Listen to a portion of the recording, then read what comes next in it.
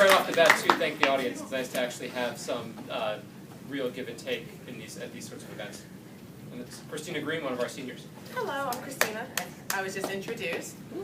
I'm talking about the constitutional aspect of the death penalty. First thing to talk about was the Constitution. It's vague. It's up for interpretation. Obviously, it was written quite a long time ago. The people who wrote it knew that our needs as a society would evolve and change over time. So they purposely made it vague because if they didn't, it wouldn't still be in use today. So that means when reading the Constitution, when interpreting the Constitution, it's a little bit harder than it just being pointed out for us, where it's not as simple as thou shalt not kill like in the Bible. It's complicated. The death penalty is obviously a very hot topic. There's people on both sides of the spectrum. But 3,200 people live on death row today. And since 1976, when the death penalty was reinstated in the United States, 1,200 people have been executed. So it's a topic that's worth talking about, especially when it does seem that support of it is on the decline. That's a statistic back when each year for the last decade, support has declined. So there's a strong enough amount of opposition in this country against the death penalty where we need to speak about it. We need to look at the Constitution and we need to see what does the Constitution say about the death penalty. And like I said, the Constitution is not going to explicitly say this is the rules for the death penalty. The Constitution was just not drafted like that. But there's two amendments in particular that I want to draw your attention to. The first one is the 14th Amendment, and then the second one is the 8th Amendment. I'm going to start with the 14th Amendment. Most people will notice that one as the Equal Rights Amendment, the one that says people have the right to life, liberty, and property, and it cannot be taken away without due process. And what does due process mean? When you're arrested and you get told the Miranda warnings and they say, you know, you have the right to remain silent, you have a right to an attorney. If you can't afford one, one will be provided for you. That's what I want to focus on, that last part, the attorney part. Yes, every single person who is charged with any crime gets an attorney. But are those attorneys always equal? My answer to that would be no. 90% of people who are charged with a capital crime need to rely on a public defender. And I have nothing but good things to say about public defenders. That's actually the field that I myself want to go into. But let's put some perspective on it. O.J. Simpson, probably the most well-known murder case in the country. Do you think his dream team is the equivalent of the same team a person who has to rely on either the federal public defender or the state public defender's office? Probably not. And it's not even to say that the people who work for these offices aren't good lawyers. They're not equally capable. But let's think of it. Who funds these offices? The government. The government doesn't have unlimited funds. We've seen in recent years between government shutdowns and programs being defunded, they just don't have the resources. If O.J. Simpson's lawyers thought that an expert witness would help, they just go and they get an expert witness. If a public defender's office wants to get an expert witness for their client, they need to file a motion, they need to try to get money for it. It's a longer process. We also need to consider that these offices are overworked. In these high-profile murder cases for these celebrities, usually these lawyers only have one client. Public defenders deal with hundreds of clients at a time. Any given defender could have 5 caseloads. So they're not getting equal representation under the law.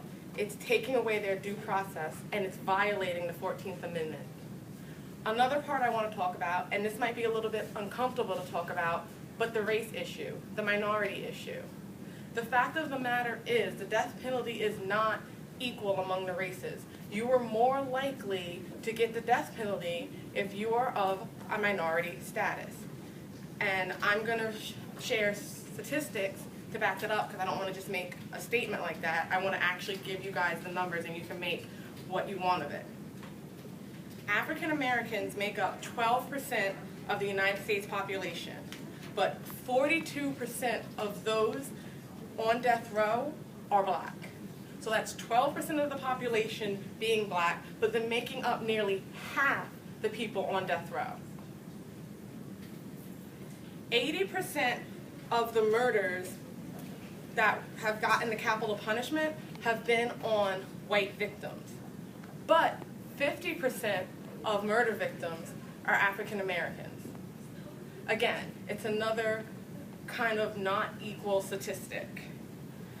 Another statistic that I thought was very depressing, for lack of better words, is that 18,000 people have been executed in the course of our country. Out of those 18,000 people, the majority of the victims have been white. Only 42 people, not percent, 42 people have ever been executed for a white person killing a black person. So again, you see that it's not applied equally across the board. To be blunt, if you're going to commit a capital murder, the odds are in your favor to commit it against a minority because there's less chances of you getting the death penalty. The next thing I want to move on to is the Eighth Amendment. The Eighth Amendment is the amendment that protects against cruel and unusual punishment. And I know a lot of people have argued whether it's cruel, whether it's unusual.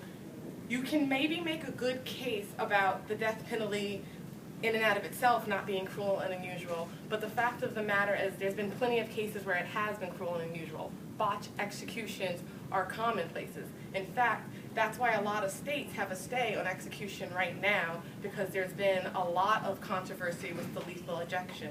I want to talk about one case in 2006, Angel Diaz. He was sentenced to death by lethal injection.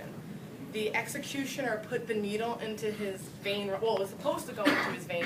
It ended up not going into his vein, and the drugs ended up in his soft tissues, basically. It took him 34 minutes to die. He was literally suffocating, and he didn't die until they were able to put the needle into the other arm in the correct vein. And when the medical examiner got his body, there were chemical burns on both of his arms. That's one case. There's been a bunch of these cases, especially if you talk about the history of the death penalty. Before we had lethal injections, we had hangings, we had the gas chamber, which was horrific death. The truth of the matter is we might find better ways to put people to death, but we haven't found a perfect way. We haven't found a humane way. We haven't found a way that's foolproof so that people do not suffer. In my final words, I'm going to talk a little bit about the moral case. Can I ask a question? Yes. You said that one guy took a bunch of minutes to die? Yes. How often does that happen? A botch? Can you ask the question when I'm done? Oh, I thought this was the next subject.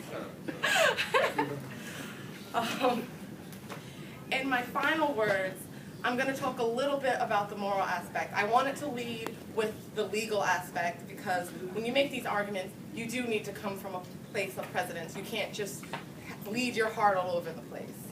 But morally, my issue with the death penalty is it doesn't realize that people can change.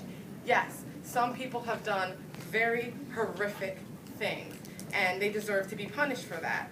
But the ultimate punishment states that this person you're putting to death is 100% beyond redemption. And there have been cases where people have turned their lives over on death row. I want to mention one case, if I can find it, his name was Stan Williams. He was a Crip leader in Los Angeles. He was on death row. While on death row, he wrote a series of anti-gang books. He worked with the communities via telephone conferences to try to get youth from joining gangs, and he resonated a lot with these communities. He was doing very good work. He was more useful to society alive. But in 2005, he was ultimately executed. To me, the moral problem with the death penalty is that it doesn't give people the chance to change. It gives up on human life. And yes, I recognize that some crimes just shock the conscience. I recognize that some things are so horrible, but that doesn't mean we have to be horrible. I believe the reason that we support the death penalty is that's the story we've been told. We've been told that the death penalty is justice. We've been told that the only way to receive justice for some crimes is to take a life. But that's just a narrative. We don't have to tell that. We could tell something better. We could tell the story that despite the fact that some people do such horrible things to humanity, that we choose to keep our humanity. We can break the cycle of violence. We don't have to continuously say, all right, you do violence, we do violence. You do illegal murder, we do state-sanctioned murder. We can say that we're going to be tolerant, that we're going to stick to our values regardless of what anyone else does. And I personally believe that it is our time to join our Western allies because we are the only westernized nation that still practices the death penalty. I think we need to leave being in the company of countries like Iran and China and North Korea and join the countries that have said, no, we are not sponsoring state-sanctioned killing for no reason. The last thing I want to leave you with is a quote, two quotes. One was from public defender Judy Clark. She's defended people like Susan Smith, the woman who was charged and convicted of killing her kids, and most recently the Boston bomber. She was asked in an interview, how do you justify defending these people? And she responded, because I don't see monsters, I just see humans. Another public defender, Massachusetts federal defender Miriam Conrad, when asked a similar question, said that she believes that people are worth more than the worst thing they've ever done on the worst day of their lives. And I think that's the story that we need to tell. We need to tell ourselves, we need to tell societies, and we need to tell future societies that people are worth more than they're worth action, that people are worth more than pain, violence, and death.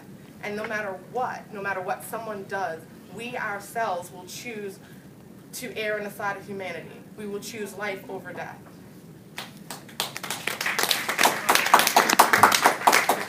Thank you, Christina. Are there questions?